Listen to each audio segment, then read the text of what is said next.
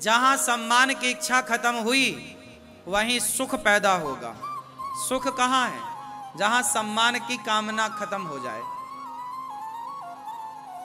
देखो ऐसा होता है कि यदि आप सम्मान की कामना लिए बैठे हैं और सम्मान नहीं मिला या अपमान हो गया तो आपको बिल्कुल दुख मिल जाएगा। देखो जी हमारा सम्मान, जैसे आजकल आप विवाह में जाते हो, शादी ब्याह में, तो लड़की का बाप बेचारा व्यस्त रहता है, कई बार वो आपसे बात नहीं कर पाता, आपके साथ बैठ नहीं पाता, तो आप क्या बोलते हो सबके बीच में? अरे हम गए थे उनकी शादी में, उन्होंने पूछा भी नहीं, देखा भी नहीं। वो लड़की का बाप है, 17 काम होते हैं आपके, केवल वो क्या आप उसका और कोई काम नहीं, आपसे बात करे, आपके साथ बैठे। ये चीज आपको समझनी चाहिए, लेकिन आप कहाँ समझते हैं। आपको तो लगता नहीं जी ये हमारी तो इज्जत खराब कर दी, हमारा तो सम्मान। अपने सम्मान को ना गोली मारो। सम्मान और अपमान दोनों से मन हटाओ। ना अपमान आपको प्रभावित करे ना सम्मान आपको प्रभावित करे। अच्छा बताओ, सम्मान अच्छा है कि अपमान अच्छा है? उत्तर दो, बोलो। ना सम्मान अच्छा है ना अपमान अच्छा। चलो, सम्मान से क्या मिलता है ये भैया बताएंगे। सम्मान से क्या मिलता है? बैठे बैठे बताओ, सम्मान से क्या मिलता है? संतुष्टि मिलती है? गलत। सम्मान से क्या मिलता है? इज्जत। इज्जत सम्मान एक ही तो है। सम्मान से क्या मिलता है दादाजी? सम्मान से आपके भीतर अभिमान का जन्म होता है। जहां आपका सम्मान हुआ वहां आपके भीतर क्या जन्म लेगा? अभिमान, एटीट्यूड, घमंड। अरे देखो मेरा सम्मान हुआ, देखो मेरा, देखो मैं कितना बड़ा हूं, देखो जी। सम्मान अभिमान को पैदा करता है, हाँ या ना? बोलो हाँ या ना। अब सम्मान यदि आपका हुआ तो अपने आप अभिमानी हो जाओगे, और अभिमानी हो जाना मतलब पतन हो जाना। अभिमान मतलब पतन। अभिमान हुआ तो आप माइनस होने स्टार्ट हो जाएंगे। तो सम्मान आपको अभिमानी बनाता है। चलो अब बात करते हैं अपमान की। बताओ अपमान से क्या होता है? अपमान किया किसी ने तो क्या होगा? अपमान से आपको क्या आएगा? क्या आएगा? क्या आएगा? अपमान होते ही आपको क्रोध आएगा, गुस्सा आएगा। आपका किसी ने अपमान किया तुरंत गुस्सा आएगा, किसी ने सम्मान किया तुरंत घमंड आएगा। तो सम्मान अभिमान की ओर ले जाएगा और अपमान क्रोध की ओर ले जाएगा। तो क्रोध और अभिमान दो बने, किसका जन्म हुआ? सम्मान से किसका जन्म हुआ? जोर से। सम्मान से अभिमान और अपमान से क्रोध, और दोनों ही आपके लिए नुकसानदायक। ईश्वर तक पहुंचने में ये दो चीजें बड़ी बाधा हैं, एक सम्मान और एक अपमान। सम्मान मिला तो आप उलझ जाएंगे, और अपमान मिला तो भी आप उलझ जाएंगे। बोलो हाँ। इसलिए ईश्वर की प्राप्ति में सम्मान भी बाधा है और अपमान भी बाधा है। जो सम्मान और अपमान को छोड़कर आगे बढ़ेगा वही भगवान को प्राप्त करेगा। और हनुमान जी यही सिखा रहे हैं। हनुमान जी की पूंछ में आग लगा दी, हनुमान जी को गुस्सा नहीं आया। हनुमान जी का कोई सम्मान करे इससे हनुमान जी प्रसन्न नहीं होते, और कोई अपमान करे इससे हनुमान जी दुखी नहीं होते। हनुमान जी लंका आए।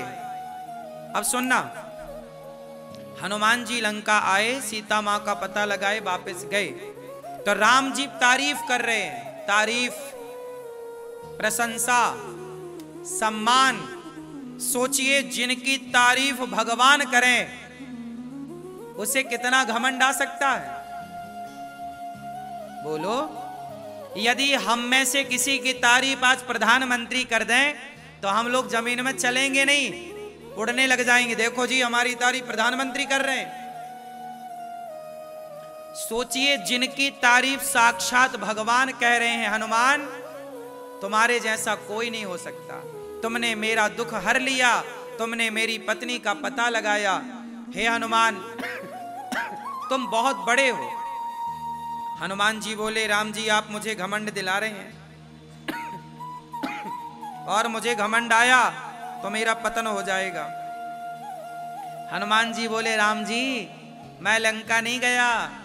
राम जी बोले, आपने समुद्र को छलांग लगा के पार कर लिया। वाह हनुमान वाह। ऐसा ना कहो प्रभु, मैंने आपकी अंगूठी ली ना, उसमें राम नाम लिखा था, मैं राम नाम के जहाज में बैठकर पार हो गया। ये मेरी प्रभुता नहीं है, ये मेरा नहीं है, ये तो आपके नाम की महिमा है।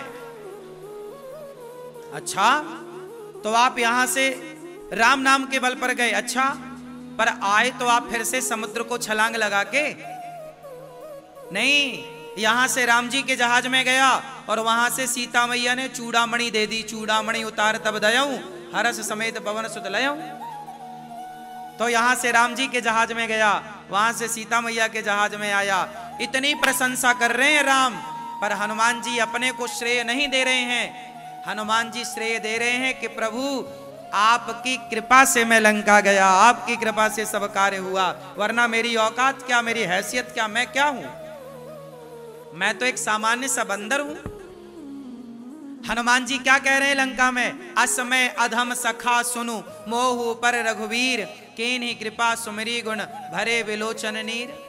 प्रात ले जो नाम हमारा, तेहि दिन ताहि न मिले आहारा। हनुमान जी कह रहे हैं मैं तो बंदर हूं, लंका जाना, रावण को लंका में आग लगाना, रावण की लंका में, ये हनुमान जी के बस का था या राम की कृपा से हुआ? सच्ची बताओ, हनुमान जी ने किया कि राम कृपा ने की? बोलो बोलो, किसका बल था? राम का बल या हनुमान जी का बल? अब राम जी खुद कह रहे हैं कि हनुमान जी आप बड़े हो, आपने ये किया, पर हनुमान जी उस सम्मान को लेने को तैयार? हनुमान जी बोले मैं नहीं हूं इसका अधिकारी प्रभु, ये आपकी महिमा है, ये आपका बड़प्पन है कि आप इस दास को इस लायक समझ रहे हैं। सोचिए हनुमान जी से बड़ा काम इस धरती पर किसने किया? आप तो नेताओं का काम करते हो, पर हनुमान जी ने तो भगवान का काम किया। लेकिन फिर भी हनुमान जी को अभिमान नहीं आया कि मैंने किया। वो ये मान रहे हैं कि राम ने किया, राम की कृपा ने कराया, और आप लोग जरा सा कामयाबी पालो तो आपको लगता है जी मैंने किया, मैं ही सब कुछ हूं। आप अपने कोई सर्वे सर्वा मान लेते हैं, अपने कोई भगवान मान लेते हैं। हनुमान जी की पूजा करते हो ना, सीखो हनुमान जी से ये सब बातें। कभी हनुमान जी ने करता नहीं माना। अच्छा सुनो, इतना बड़ा सम्मान हुआ हनुमान जी का राम के द्वारा, और रावण के द्वारा इतना बड़ा अपमान हुआ, पूंछ में आग लगाई। हाँ या ना? ना तो सम्मान पाकर हनुमान जी प्रसन्न भये, ना तो अपमान पाकर हनुमान जी रोए। अपमान और सम्मान दोनों में हनुमान जी क्या रहे? सम रहे। क्या रहे? सम। क्या हम लोग सम रह पाते हैं? उत्तर दो दादाजी, सम रह पाते हैं? हम सम नहीं रह पाते, इसलिए हम परेशान होते हैं। काश हम भी हनुमान जी से ये सीख ले लेते कि हम सम्मान और अपमान दोनों में सम रह पाते। आपको यही समझाना चाहता हूं, ये दास अनिरुद्ध आपको यही कह रहा है कि आप कभी ये ना कहो कि मैंने किया। मैं कुछ नहीं करता, मेरे बस का कुछ भी नहीं है। मैं नौकर हूं, नौकर। कौन हूं मैं? मालिक कौन? भगवान। हनुमान जी एक छोटे से कार्य करता है भगवान के। राम जी जिस पर हाथ रख देते वो बंदर हनुमान हो जाता। राम जी आप पर हाथ रख दें तो आप समुद्र को छलांग लगा के पार कर लोगे। इसमें बड़ी बात थोड़ी है। बोलो, आपको भगवान जी कृपा दृष्टि डाल दें तो आप बन जाओ जो बनाना चाहें। इसमें क्या बड़ी बात। ऐसे ही गौरी गोपाल आश्रम की देखो इतनी बड़ी बड़ी सेवाएं चल रही हैं। भगवान ने ये शक्ति, भगवान ने ये जिम्मेदारी दास अनिरुद्ध को दी। करा रहे हैं भगवान, कर रहे हैं भगवान, पर उन्होंने ये दास अनिरुद्ध से कराया। जैसे सीता मां का पता तो लगाना ही था, हनुमान जी के द्वारा लगवाया। लंका में किसी को भेजना ही था, अंगद को भेजा। भगवान अपने भक्तों की महिमा बढ़ाते हैं, अपनी शक्ति देते हैं। उसी तरह ये दास अनिरुद्ध को भी भगवान ने अपना नौकर स्वीकार कर लिया और ये दास को नौकरी दे दी है कि गौरी गोपाल आश्रम के ये सेवाएं करनी है।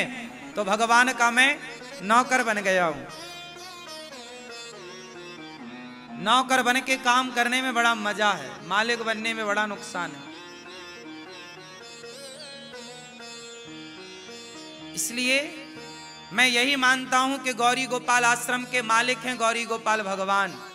सर्वे सर्वा वही है और ये दास नौकर है। देखो, इसलिए दीपावली में जहां पूरा देश रेस्ट कर रहा है, दीपावली की छुट्टियां मना रहा है, पर मुझे लगता है कि भगवान के ये कार्य को बिना छुट्टी के, बिना हारे, बिना थके, भगवान का नौकर हूं, ईमानदारी से भगवान की नौकरी करनी चाहिए, कोई अपसेंट नहीं। हाँ या ना? गौरी गोपाल आश्रम में देखिए ना, इतने सारे भक्तों को पेट भर भोजन मिल रहा है। कौन दे रहा है? भगवान दे रहे हैं। पर नौकर बन के यदि ये दास को कार्य दिया है विधाता ने, तो मैं नौकर बन के ईमानदारी से निभाऊं। तो मेरे को भगवान ने ये काम दिया है कि ये काम करो, कथा सुनाओ लोगों को, हमारी महिमा सुनाओ लोगों को। भगवान की महिमा सुनाते हैं और भगवान की महिमा सुना के आपसे कहते हैं कि गौरी गोपाल आश्रम में जो वृद्ध माएँ हैं, जो यहाँ सब सेवाएं हैं, उनसे आप जुड़िए। भगवान ये कहते हैं कि आप कहो, बाकी आपके अंदर देने की प्रेरणा भगवान भरते हैं, आप सब सहयोग करते हैं और सेवाएं चलती हैं। तो हम तो अपना एक छोटा सा काम जो दिया विधाता ने वो पूरा कर रहे हैं। अब देखो, मैं यहाँ बैठ के आपसे कहता हूँ कि गौरी गोपाल आश्रम में बेसहारा माताएं 290 रहती हैं। अब आपके अंदर यदि कुछ देने की भावना जागी कि मुझे भी चलो गौरी गोपाल की सेवा में 100 रुपए देने चाहिए, 500 देने चाहिए, 1000, 10,000, 50,000 देना चाहिए, तो ये जो देने की भावना आपके अंदर पैदा हुई, ये कहाँ से प्रकट हुई? ये भावना मैंने प्रकट की या भगवान ने आपके भीतर प्रवेश करके प्रेरणा दी, प्रेरित किया कि चलो ये करो? अच्छा एक बात बताओ, हनुमान जी लंका गए थे ना, तो लंका जलाने का कोई प्रोग्राम नहीं था। लंका जलाने का कोई प्रोग्राम नहीं था, पर हनुमान जी के पास ना, जब अशोक वृक्ष के ऊपर चढ़े थे हनुमान जी, तो सीता मां के पास ना त्रिजटा आई। कौन आई? और उन्होंने क्या सुनाया? उन्होंने एक सपना सुनाया सीता मां को कि सुनो, आज मैंने सपने में कुछ देखा। क्या देखा? तो क्या देखा था कि सपने बानर लंका जारी, जात उधान सेना सब मारी। सीता मैया को त्रिजटा मां ने क्या सुनाया? बोलो, सपना। क्या सुनाया? सपना सुनाया। अब जब सपना सुनाया तो हनुमान जी ने कहा कि सपने बानर लंका जारी। मानो हनुमान जी बोले कि त्रिजटा के द्वारा भगवान कह रहे हैं कि गए हो तो फूंक के आना रावण की लंका। तो त्रिजटा के द्वारा हनुमान जी को लगा कि भगवान त्रिजटा के द्वारा कह रहे हैं कि ये भी करके आना। तो त्रिजटा से प्रेरणा मिल गई हनुमान जी को लंका जलाने की। त्रिजटा ही है ना। सीता मां को सपना किसने सुनाया था? क्यों मैया?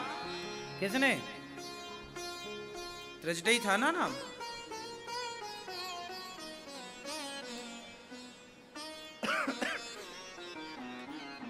हनुमान जी अब ये समझो कि जब आप लोग गौरी गोपाल आश्रम में सहयोग करते हैं तो मुझे ये लगता है कि भगवान ही आप लोगों के भीतर बैठकर आपको प्रेरित करते हैं कि गौरी गोपाल जाओ, वहाँ के प्रसाद को पाओ और वहाँ की सेवाओं से जुड़ो। तो ये प्रेरणा आपके भीतर कौन डालता है? भगवान खुद आपके भीतर बैठ करके और आपको गौरी गोपाल आश्रम आने की प्रेरणा देते हैं। आप खुद अपने से नहीं आते यहाँ, गौरी गोपाल भगवान आपके भीतर बैठ के आपको बुलाते हैं कि जाओ, सेवा चल रही है, वहां जाके देखो। तो मुझे ये लगता है कि आप लोगों का जो सहयोग मिलता है वो आप लोगों के रूप में भगवान ही आकर के ये सारा कार्य करते हैं। हम मैं घमंड किसका करूं कि मैं कर रहा हूं, इसका करूं? मेरे जैसा मूर्ख कौन होगा भाई? आप लोगों के रूप में कौन कर रहा है? भगवान। तो भगवान ही अपना सारा काम करते कराते हैं। ये आदमी झूठ मूठ का घमंड लिए घूमता है। इंसान झूठ मूठ का ही अभिमान करता है। इसलिए दो चीजों से बच जाओ, सम्मान से बचो और अपमान से बचो। अपमान होए तो परेशान ना होइए और सम्मान होए तो ज्यादा गदगद ना होइए। दोनों में समभाव से रहिए। जैसे समुद्र कैसा है? गंभीर है। कितनी भी नदियां मिलें, कितना भी बाढ़ आए, पर नदियों की बाढ़ से समुद्र को कोई फर्क, और कितना भी सूखा पड़ जाए पर समुद्र का 1 इंच पानी घटता नहीं है। ना नदियों के मिलने से वो फूलता है, ना नदियों के सूख जाने से वो रोता है। हर समय समुद्र कैसा है? गंभीर है। हर हाल में वो अपनी मर्यादा में, चाहे नदियां मिलें, चाहे नदियां बाढ़ से भरी हों, चाहे नदियां सूखी हों। नदियां सूख जाएंगी तो क्या समुद्र का कुछ बिगड़ेगा? उत्तर दो। और नदियों में बाढ़ आएगी तो क्या समुद्र में बाढ़ आएगी? बोलो। नदियों की बाढ़ समुद्र का कुछ ना बिगाड़ लेती। बस यही है कि आप हमारा सम्मान करो या अपमान करो, हम दोनों से मन को हटाएं और अपने मन को केवल भगवान के चरणों में लगाएं। इसी से हमारा भला है, इसी से हमारा जीवन सुखमय बीतेगा। यही जीवन जीने के बढ़िया सूत्र हैं।